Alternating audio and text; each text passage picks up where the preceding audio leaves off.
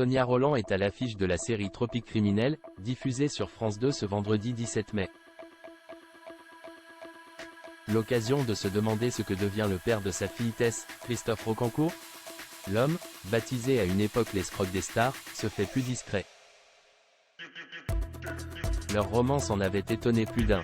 En octobre 2005, 10 jours après la sortie de prison de Christophe Rocancourt, Sonia Rolland lui était tombée dans les bras. L'homme d'affaires, surnommé l'escroc des stars, avait passé 5 ans derrière les barreaux pour vol, contrebande, parjure, fraude, faux et usage de faux passeports, détention illégale d'armes à feu et délit de fuite. Ces activités frauduleuses avaient fait de nombreuses victimes dont la principale, Robert Baldock, un homme d'affaires et inventeur. Ce dernier l'avait fait vivre pendant un mois dans un palace d'une station de ski UP mais lui avait aussi offert une montre suisse et un ordinateur portable en attendant une transaction qu'il n'a évidemment jamais reçue. Un an après sa sortie de détention, Sonia Rolland lui avait donné une fille, Tess, aujourd'hui âgée de 15 ans. C'est en partie pour cette dernière, devenue son centre du monde, que l'ancienne Miss France a choisi de quitter Christophe Rocancourt. J'ai besoin de sécurité pour ma fille.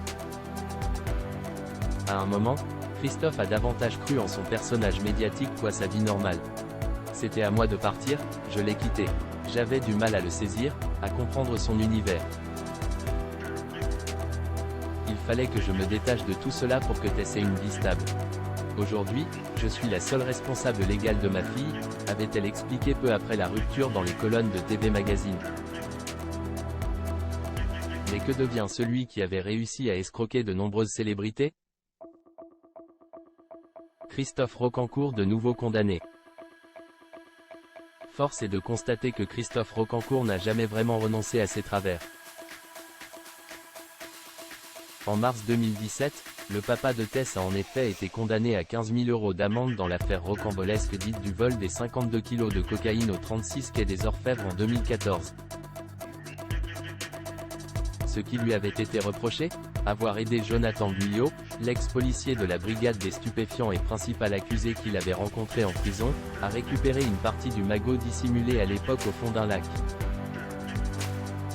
Plus récemment, en juillet 2020, Christophe Rocancourt a fait parler de lui dans la presse locale normande pour s'être fait baptiser à Conteville, dans l'Eure, avant d'être béni en l'église Sainte-Catherine de Honfleur, dans le Calvados.